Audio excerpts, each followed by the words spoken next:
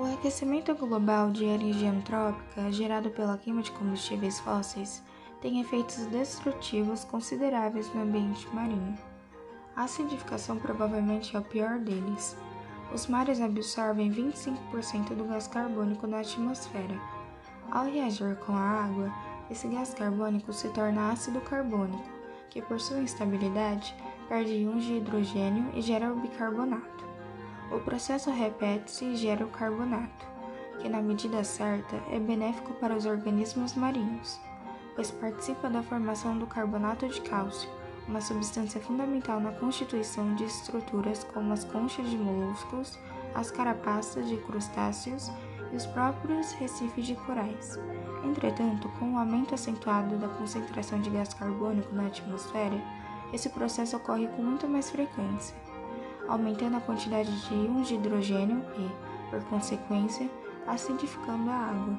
Além disso, a presença maior de hidrogênio faz com que o carbonato ganhe esses íons e volte a ser bicarbonato, antes de reagir com o cálcio, prejudicando a formação de diversas estruturas nos animais que, ainda por cima, são dissolvidas pela acidez.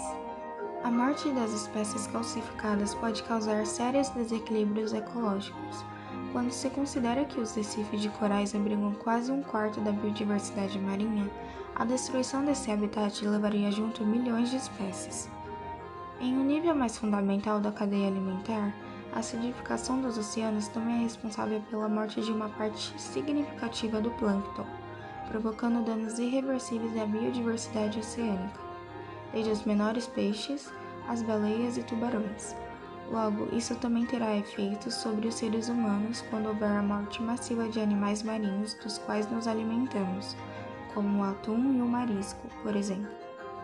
O perigo da acidificação para esses seres vivos se relaciona com a morte celular, especialmente a necrose, que é geralmente o processo de morte involuntária e está envolvido em processos indesejados pelo organismo, embora haja exceções.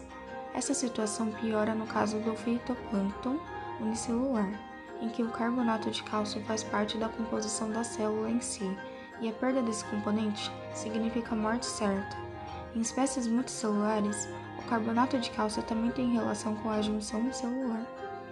Pode-se considerar que o aumento da temperatura também diminui o oxigênio, uma vez que, quanto mais quente a água, mais dificuldade ela tem de reter o gás. Desde a década de 60, o número de zonas no oceano que sofrem com a redução brusca de oxigênio passou de 45 para 700. Para piorar, outras atividades humanas intensificam um fenômeno chamado de eutrofização, ou poluição por nutrientes. Ele ocorre quando substâncias que contêm muito nitrogênio acabam sendo levadas da terra ao mar por vias fluviais ou chuvas, e servem de nutrientes para o crescimento excessivo de algas que, ao morrerem, consomem muito oxigênio no processo de decomposição. O problema é que os fertilizantes que usamos em nossas plantações estão entre as substâncias ricas em nitrogênio, que causam a eutrofização, fazendo do agronegócio mais um fator de risco para a perda da biodiversidade marinha. Para evitar esses danos, podemos aplicar algumas soluções.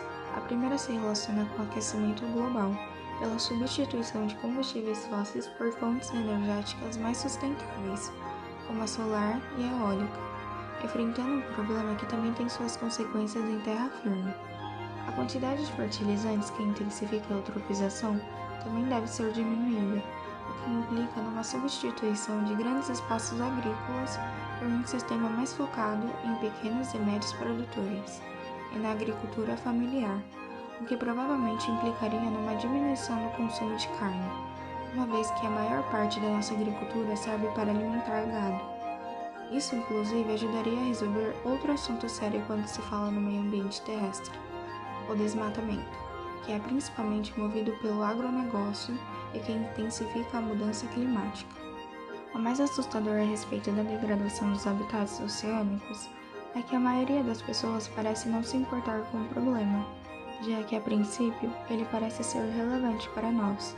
Todavia, os oceanos são um dos pilares fundamentais da natureza da nossa sociedade.